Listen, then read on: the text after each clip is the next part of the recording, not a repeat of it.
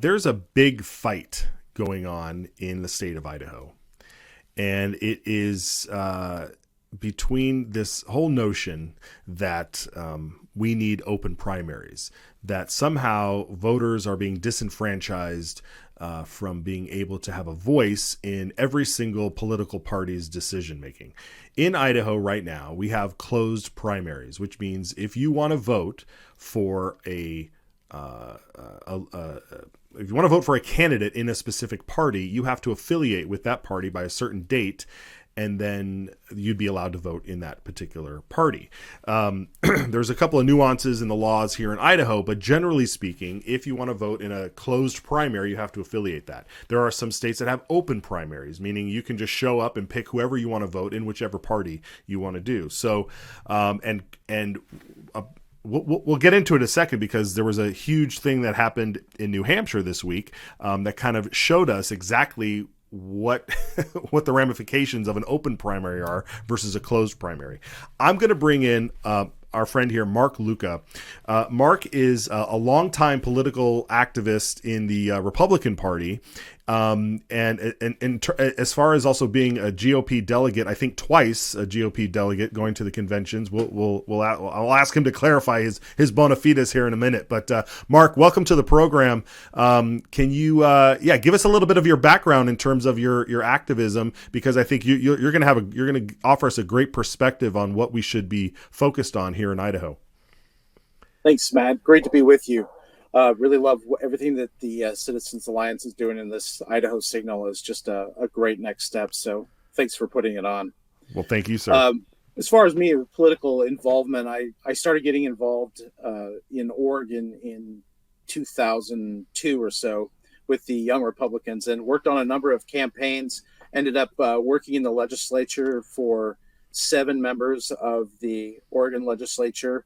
And also served as you said, a delegate twice to the Republican convention, once in '04 and once in '08.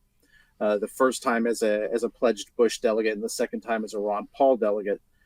I also served as a county chair and the state chair of the Young Republicans, and ever since have just kept involved in one way or the other. And currently, it's more so in the background as an informal advisor when anybody asks. But certainly, as things are heating up in Idaho, it's definitely time for all of us that have something to offer to get in the fight. So glad. Well, amen to that. Yeah, whatever I can offer.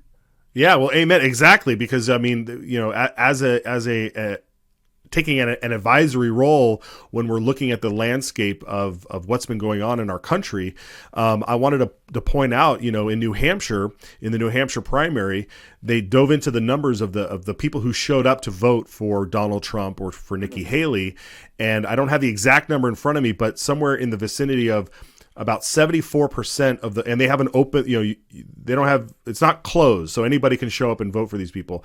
Right. But the folks that voted for Donald Trump, there was about, I think, a 73 or in the low 70s% of them were registered Republicans.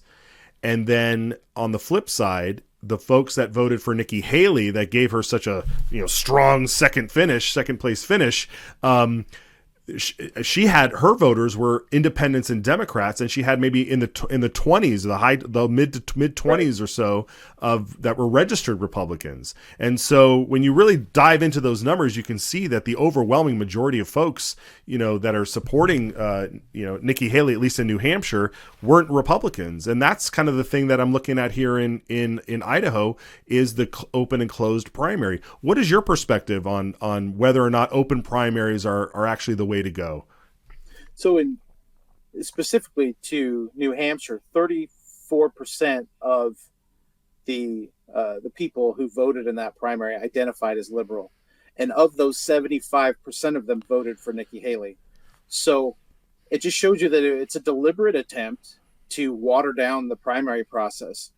And it's part of a much broader attempt by the Marxist left to take control of our election process and make it easier to cheat, basically. So open primaries are one very important part of that, where you can do what what used to be where you would do ballot stuffing starting back in the 1800s, where you would put a bunch of people over in a state and they'd all register and vote in that state and then all go home.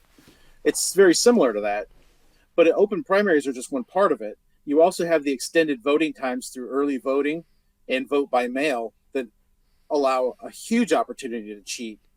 Ranked choice voting is another way. Resistance to voter ID laws, electronic voting, and same-day registration. All of these things combine to allow a cheating to occur at a much greater rate. And the real issue that people need to be aware of is it all seems to benefit one party, doesn't it?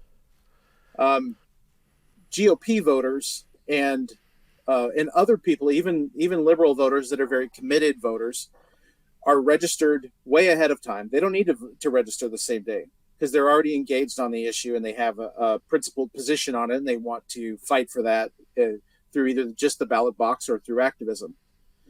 But the problem comes when you have the low information voter that is completely oblivious to the millions of dollars of political ads swirling around them.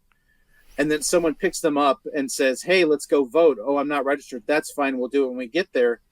That person tends to vote to the left consistently. And the left knows that. If those people were voting on the right consistently, you can bet that we would have paper ballots, one-day voting, and you would show two forms of ID when you went in there. So, right.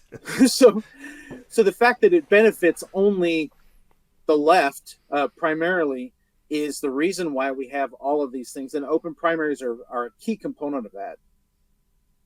They are, and this push right now for this initiative, people are gathering signatures to have an open primary as well as a ranked choice voting, is being pushed by, surprise, surprise, everybody on the left, and some co-belligerents who are sick of seeing liberty thrive within the right sphere of the equation. Mark, we're going to take a quick break. I want to have you back because I also want to dive into some of the dirty things that go on behind the scenes and your experience there. Being involved in, not in the dirty aspect, but being aware of it in your long career in activism here. We'll be right back after this.